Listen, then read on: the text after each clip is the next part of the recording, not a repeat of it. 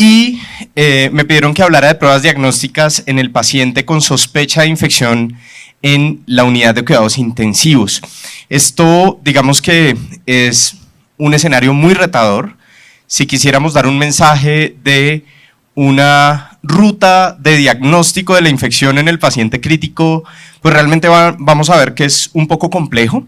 Vamos a tratar de resumirlo en estos pocos minutos con base en la evidencia disponible y algo de la experiencia personal, cuáles serían unas recomendaciones ajustadas para poder hacerlo de la mejor manera.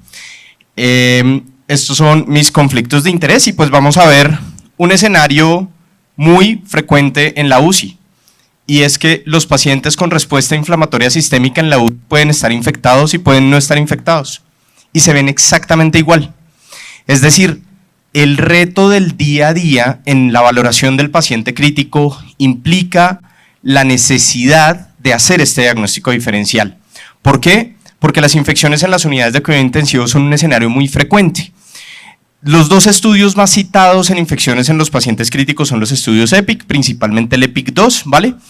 Ya hay un EPIC-3 que se realizó en el año 2019 y son estudios muy interesantes porque son encuestas puntuales, es decir, un día de encuestas, la primera en 75 UCIs de 75 países, la segunda en el año 2019 en 88 países, en los que dijeron cuántos pacientes tienen en este momento en su unidad de cuidados intensivos con diagnóstico de infección. 51% en la primera encuesta, 54% 12 años después, y 71% de los pacientes en la unidad de cuidados intensivos reciben antibióticos, 70% 12 años después reciben antibióticos. Eso quiere decir que el panorama de las unidades de cuidado intensivo generales no ha cambiado en términos de prevalencia de enfermedades infecciosas, y esto es algo que vemos muy frecuentemente. Llega uno a la unidad de cuidados intensivos porque este paciente tiene el antibiótico, es que tiene como leucocitosis, es que no va bien, pero ¿qué tiene? ¿Qué diagnóstico tiene para saber si es apropiado o no? No, es que la trombocitopenia. Entonces, ojo, porque estos síndromes de infección terminan superponiéndose a condiciones críticas no infecciosas que bajan el umbral de decisión de los intensivistas y terminamos poniendo más antibióticos de los diagnósticos de infección que tenemos. Y esto es una realidad en todo el mundo. Fíjense que de los pacientes, más o menos el 65 o el 70% tienen cultivos positivos, y la mortalidad en la primera encuesta fue del 25% para pacientes infectados en la UCI versus 11% para no infectados, y de 30% en pacientes infectados versus 13.4% no infectados en la segunda encuesta. Eso quiere decir que es un panorama realmente frecuente. 1 de 2 pacientes críticos tiene infección. El uso de antibióticos por esta situación es frecuente y es importante, y tiene una dualidad que la hemos visto durante todo el seminario, y básicamente es ¿para qué ponemos un antibiótico? Ponemos los antibióticos porque nos toca ponerlos muy temprano para salvar vidas, ¿cierto? En la medida en que se retrasa el inicio del antibiótico en las unidades de cuidado intensivo, la mortalidad se incrementa de manera significativa, pero en la medida en que uno utiliza antibióticos y dura más tiempo, el riesgo de resistencia va aumentando.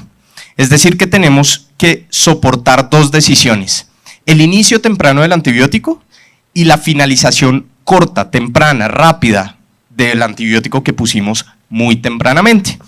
Entonces, eso supone una necesidad de establecer un diagnóstico preciso. Y se encuentra uno con este término que ya nos lo nombraba el doctor Barón hace un momento, y es la sepsis de cultivos negativos. Una incidencia pequeña que no salga de acá. Para mí esto era residentes de anestesia y cuidado intensivo desocupados que estaban queriendo publicar algo. Esto, digamos, empieza a hablar a finales de la primera década de este siglo, y cada vez empiezan a aparecer más y más datos de pacientes que tienen un síndrome séptico, respuesta inflamatoria sistémica, sospecha de infección, pero que sus cultivos resultan negativos. Como lo vimos en la diapositiva de la encuesta inicial, entre el 25 y en algunas series hasta el 90% de los pacientes en algunas UCIs pueden tener sepsis con cultivos negativos, no tienen un cultivo positivo y tienen todo el síndrome séptico. ¿Esto significa mayor mortalidad? Eso todavía no está muy claro. La verdad es que no es claro que tenga mejores desenlaces o peores desenlaces. Ya el doctor Barón nos mostró una diapositiva en la que parecía que sí, pero cuando uno corre la búsqueda en diferentes cohortes pueden tener diferentes comportamientos. O no aumenta los desenlaces, o mejora los desenlaces, o no tiene ninguna implicación. ¿Y eso es por qué? Pues porque la sepsis partimos de una definición muy sensible, altamente sensible, que es el síndrome de respuesta inflamatoria sistémica, pero fíjense que la especificidad es apenas del 34%. Gracias, profe Saavedra, por la charla, porque esto me queda más fácil. Y recientemente, ¿cierto?, la tercera definición de sepsis cambió un poco el abordaje, muy enfocado hacia la disfunción de órgano, con el pequeño detalle de que se cae la sensibilidad de una manera muy significativa para una enfermedad que mata al menos al 10% de las personas. Entonces, balancear entre ser muy sensible y ser muy específico es nuestra responsabilidad, y eso implica la realización de pruebas diagnósticas. Importantísimo es que cuando nosotros tenemos un síndrome séptico, intuitivamente corremos a poner antibióticos y no necesariamente corremos a hacer diagnóstico. También es muy frecuente. Llega uno a la unidad, el paciente está con una equinocandina y uno dice, perfecto, ¿qué estaba sospechando? Candidemia. ¿Y le tomó hemocultivos? No, es que estaba malo. Sí, pero tómele los cultivos, si no, ¿cómo lo voy a desescalar? ¿Cómo va a ser el diagnóstico? Entonces, aquí es muy importante que unamos dos estrategias: el uso de antibióticos y el uso de pruebas diagnósticas. Son simultáneas, van de la mano. Y el problema de no tomar los cultivos a tiempo, digamos antes del inicio del antibiótico, es que la sensibilidad puede caer un 20 y hasta un 50%. Hay muchas causas no infecciosas de respuesta inflamatoria sistémica, hay bacterias de difícil crecimiento, incluso hay sepsis viral, lo vimos en chikungunya, lo vimos en COVID, lo vimos en diferentes epidemias virales, y es un escenario realmente problemático para desescalar, porque entonces fácil disparar, no tan fácil desescalar. Esto depende principalmente del comportamiento clínico, y uno encuentra varios autores que dicen, mire, la única forma de desescalar una terapia empírica con cultivos negativos es que el paciente venga mejor, y con eso estamos de acuerdo. Pero el tema es, ¿será que nos está faltando algo? Bueno, ya el advenimiento de nuevas estrategias de diagnóstico quizás nos lo diga.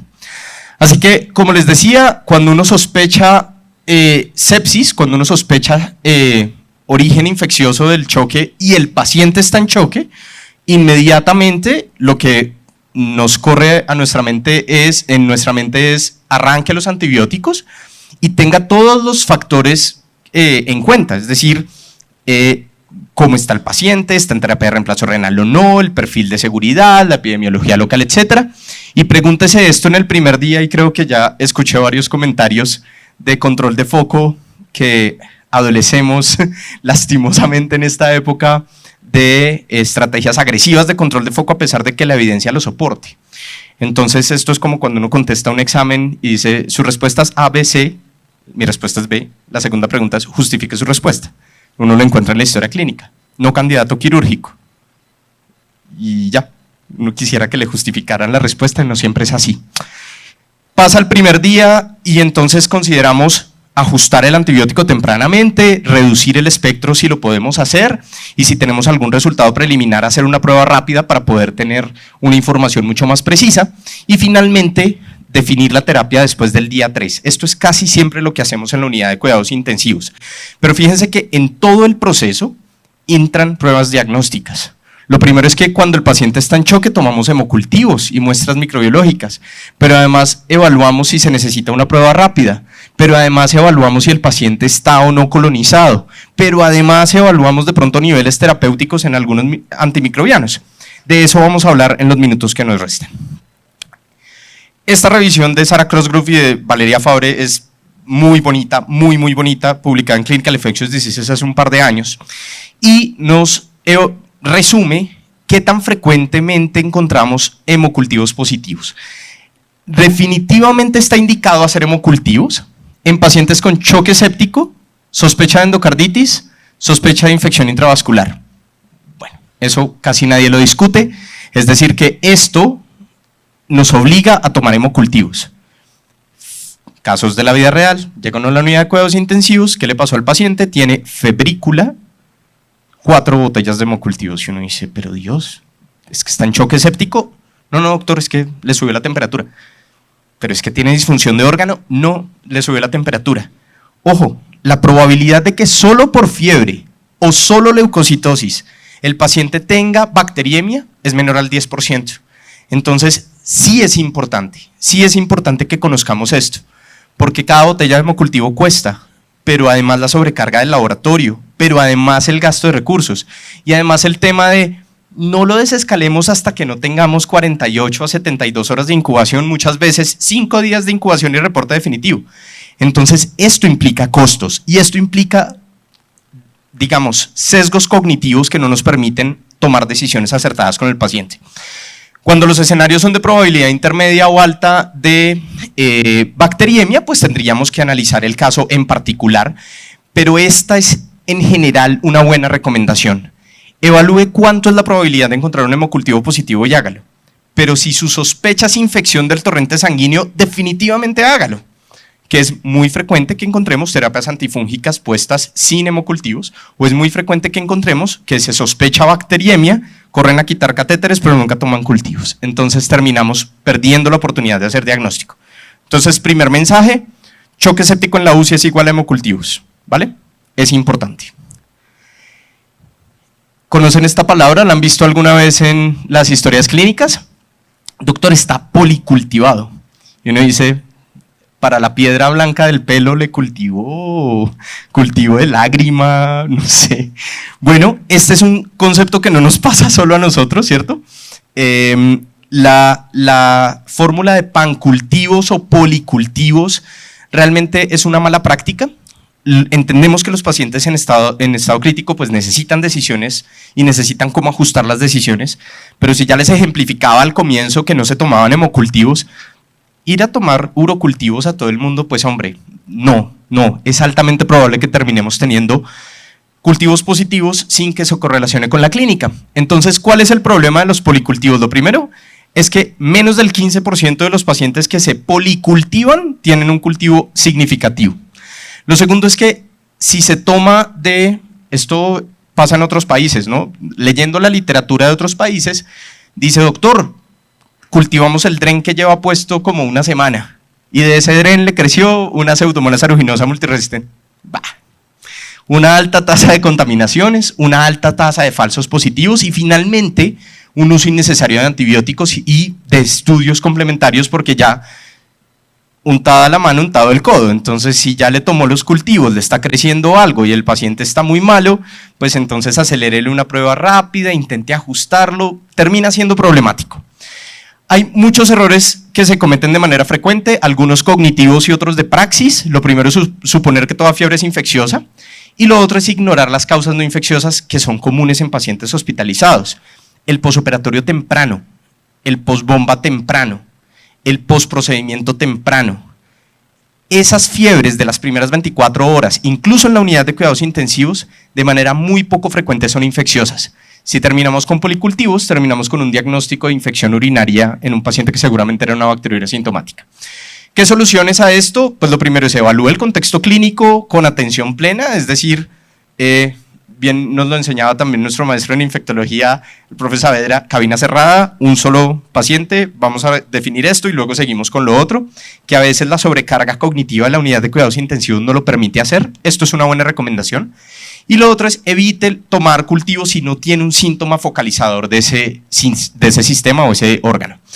Y finalmente, implemente estrategias de auditoría, retroalimentación y sistemas de control basados en calidad. Esto es fundamental. Cuando usted identifica que algo no está funcionando, y esto lo he aprendido con el tiempo, monte un indicador, buenísimo. Usted llega, ve que algo no está bien, monta un indicador, reúne a los responsables del indicador y se los muestra. Y dice, así están, así estamos. Eso puede ayudar. En esto de los policultivos es fundamental que podamos atajarlo desde temprano, por lo que les acabo de señalar. Segunda recomendación, tercera recomendación, lo primero es hemocultivos, lo segundo es no tome policultivos, lo tercero es evalúe el estado de colonización, esto es muy importante. Ya lo hablaba Diego temprano en la mañana, es importantísimo conocer la colonización por multirodos resistentes. ¿Por qué? Porque entre el 7% y el 45% de las infecciones que ocurren nosocomiales en pacientes críticos pueden ser por el microorganismo responsable, por el microorganismo colonizante. Entonces, conocer el estado de colonización de mi paciente de pronto me ayuda a orientar la terapia. No es 100%, fíjense, o sea, no es que todo paciente colonizado corramos a poner alto espectro para gram negativos, pero sí nos ayuda a orientar la terapia, sobre todo en pacientes críticamente enfermos. Y esto es así, por ejemplo, también para desescalar. La detección por PCR de colonización de Staph aureus meticilino resistente, de esto hay una y otra publicación, es que si usted por PCR no detecta en la nariz del paciente con neumonía del ventilador MRSA, quítele el tratamiento. ¿Por qué? El valor predictivo negativo de esta estrategia, es decir, es una estrategia muy sensible, es mayor al 90% en pacientes con neumonía del ventilador. Perdón que les insista en la enfermedad fúngica invasora, pero me parece un tema importante en las unidades de cuidado intensivo, tanto en neutropénicos como en no neutropénicos, y es que cuando usted sospecha enfermedad fúngica invasora en su paciente, ¿por qué? Porque usted lo tiene con linezolid, ceftazimab, Bactam, Astronam, Trimethoprim, Valganciclovir, no va bien, entonces lo que sigue es equinocandina. Ok, piénselo, atajar temprano eso disminuye la mortalidad, no tanto según la evidencia experimental, pero hay un gran conjunto de evidencia observacional que lo señala así. Esto es un mal chiste, solo hay un ensayo clínico que la terapia empírica no cambia la mortalidad, pero bueno. Es importante que, si sabemos que el paciente tiene colonización por cándida, colonización multifocal que se hace con el índice de colonización multifocal, que se hace con cultivos, es decir, usted le solicita un cultivo de hongos al laboratorio y protocoliza el reporte en su unidad de cuidados intensivos de la colonización multifocal, porque pues en otros países, en otros lugares del mundo, ¿sí?, hacen el índice de colonización multifocal con un examen directo, con un KOH. Eso es en otros países. En Colombia lo hacemos con cultivo, y si ese cultivo de colonización multifocal sale negativo, el valor predictivo negativo es muy alto. De hecho, como no tenemos tanta disponibilidad de biomarcadores fúngicos que nos permitan desescalar, esto en combinación con unos hemocultivos negativos en un paciente que va mejor quizás, o que tenga un diagnóstico alternativo más probable, quizás nos permita quitar tempranamente los antifúngicos. Esto es discutible, pero es una estrategia a la mano si no tenemos 1,3 beta de glucano y otros marcadores. Lo segundo es establezca el riesgo. El paciente lleva 2 días en la UCI, sigue en choque y entonces antifúngico. No, calma. Para eso están las estrategias de puntajes de riesgo, valoración individual del riesgo, entender cuál es el hospedero que tenemos al frente. Si tenemos disponibles biomarcadores, hagámoslo según el escenario clínico, es decir, galactomanano de Aspergillus, estamos familiarizados con eso, antígeno de criptococo, estamos familiarizados con eso, antígeno urinario de histoplasma, estamos familiarizados con eso, utilicémoslo cuando se debe utilizar. Esto es importantísimo, y es que en el escenario de enfermedad fúngica invasora, que casi siempre tiene que ver con inmunocompetencia alterada, la tomografía es mucho mejor que la radiografía. Hay que buscar tener muestras invasivas cuando se pueda, pero si no, uno podría evaluar en muestras no invasivas con algún rendimiento diagnóstico considerablemente bueno, como por ejemplo la PCR de neumocistis en esputo o en aspirado o en hisopado, es decir, no necesitamos una muestra de lavado broncoalveolar con una PCR en ese lavado para hacer diagnóstico de neumocistosis en pacientes con VIH.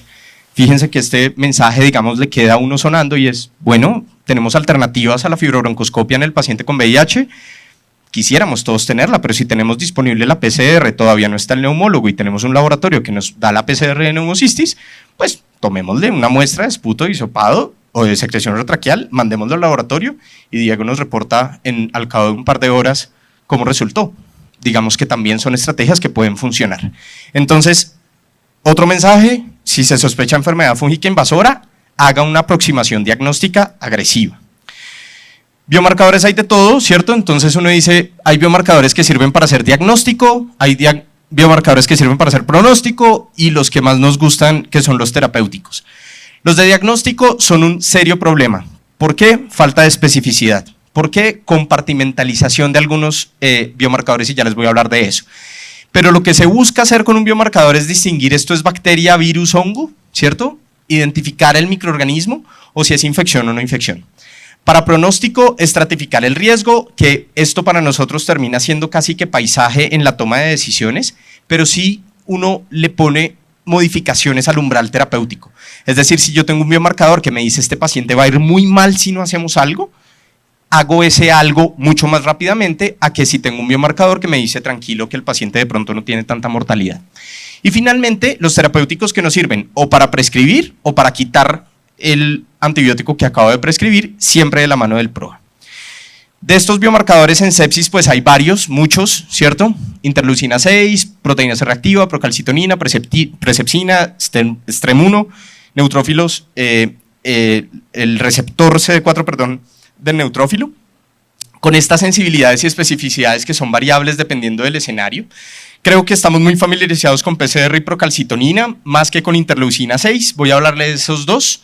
Interleucina 6, de una vez hago la cuña, perdón, un paréntesis, se compartimentaliza, lo vivimos en COVID, es decir, tuvimos pacientes que tenían niveles de interleucina 6 en el lavado broncoalveolar exageradamente altos con niveles séricos bajitos, o al contrario, interleucina 6 exageradamente elevada a nivel sérico con compromiso local menos digamos, con menor compromiso local de inflamación.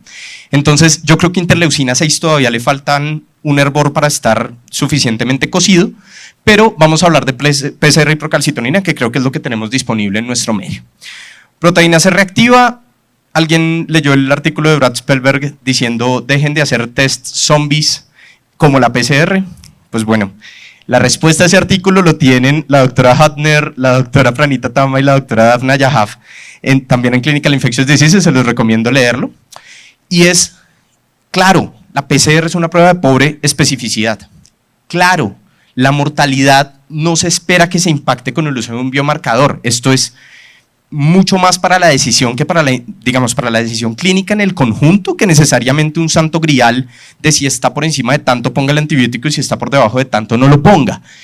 Pero la proteína C reactiva en el paciente crítico no se debe usar como estrategia de diagnóstico. Por eso la heterogeneidad de los estudios, los pacientes son diferentes. Pueden tener condiciones que eleven la PCR y que no sean infecciosas de base y sobre eso hacer infección. Por eso probablemente lo más importante es la cinética del biomarcador. Es un reactante de fase aguda, ¿cierto? Se eleva por diferentes causas, pero fíjense aquí, hay dos ensayos clínicos aleatorizados, el de la doctora Oliveira, que que profesamos la religión de la PCR amamos, y es la comparación entre acortar antibióticos con procalcitonina y con PCR, que da exactamente la misma mortalidad con exactamente la misma duración, es decir, un biomarcador es intercambiable con el otro desde el punto de vista de la evidencia experimental de ese ensayo clínico, y otro que también muestra que es seguro dar menos tiempo de antibiótico en infecciones respiratorias en la UCI. Entonces, ¿qué recomendación les podría dar? Esto es un punto de vista personal, tomar una proteína C reactiva al inicio. Y ojo, la vida media de la PCR es de 18 horas, no la estemos tomando a diario. Si la tomo a las 7 de la mañana me puede reflejar lo que pasó en la tarde del día anterior. Entonces, pilas con esto, es probable que la PCR después de 2 días o después de 3 días funcione, pero sí tenga un valor inicial y tenga una cinética. Esto no tengo evidencia experimental que lo soporte, esto es como del día a día, y ustedes encuentran que los estudios son muy heterogéneos, pero así son los estudios de la mayoría de biomarcadores. Entonces, recomendación, no tomar a diario, evaluar la cinética, y sí nos sirve para quitar o acortar los antibióticos, pero no para empezar antibióticos. Otra cuña pequeñita de prueba. Los estudios en los que protocolos han iniciado antibiótico con una PCR alta solo han demostrado incremento en el uso de antibióticos, pero lo mismo le ha pasado a procalcitonina.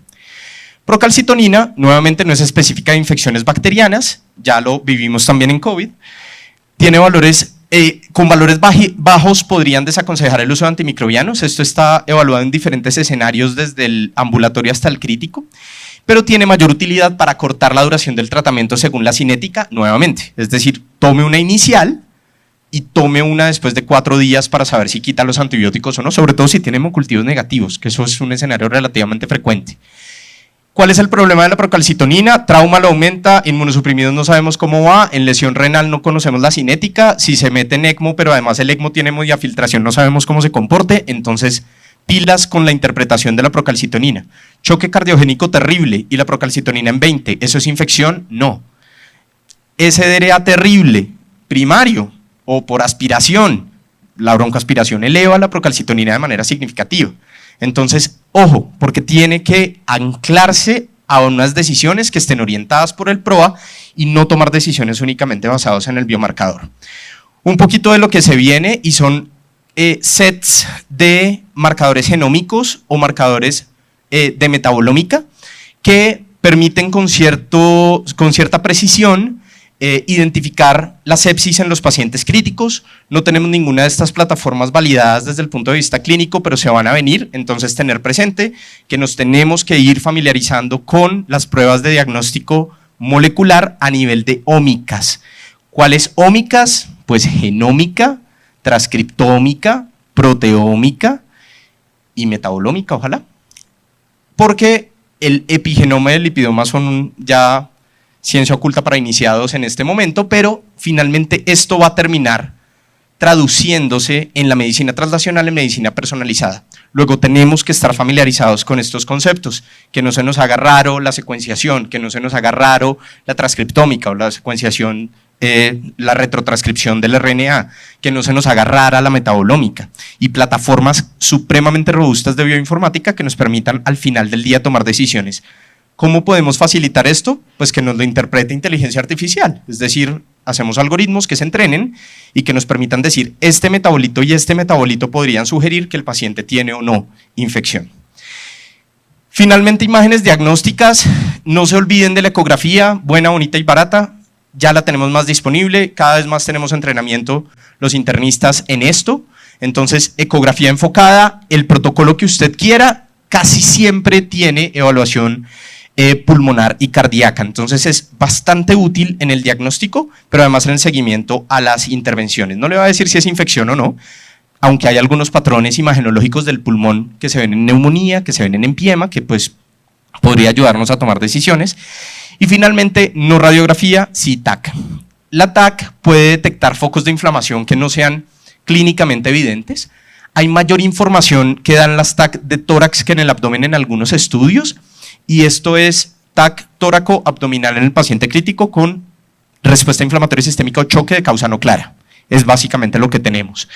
Podría detectar entre 18 y hasta 80% de los estudios nuevos hallazgos imagenológicos en pacientes críticos. Los pacientes son muy heterogéneos, entonces estos estudios no son, digamos que las conclusiones no son tan claras, pero sí es una herramienta para evaluar focos que no estén evidentes. Y finalmente hago la pregunta de PET-CT con 18-fluorodeoxiglucosa, que lo conocemos en el escenario de fiebre de origen desconocido, que lo conocemos en el escenario del paciente estable. Pues bien, hay algunos estudios que nos sugieren que podría encontrar focos de inflamación no percibidos en cuidados intensivos. Recordemos que todo esto parte del paciente hacia una evaluación clínica. Esa evaluación clínica nos permite tomar la decisión de la prueba adecuada en el paciente adecuado, en el momento adecuado, nos permite la interacción con el laboratorio clínico de microbiología, tenemos el resultado para hacer una interpretación adecuada con el antimicrobiano adecuado en el momento adecuado y regresar al paciente para tomar mejores decisiones, y que el arte del diagnóstico se convierta cada vez más en algo más preciso. A manera de conclusión, se debe hacer una evaluación clínica no solo para hacer los hallazgos del síndrome febril, sino también identificar el riesgo del paciente. Hay que hacer una toma adecuada de las muestras de microbiología y hacer una interpretación oportuna para la toma de decisiones. Perdón por la insistencia, pero evite los policultivos.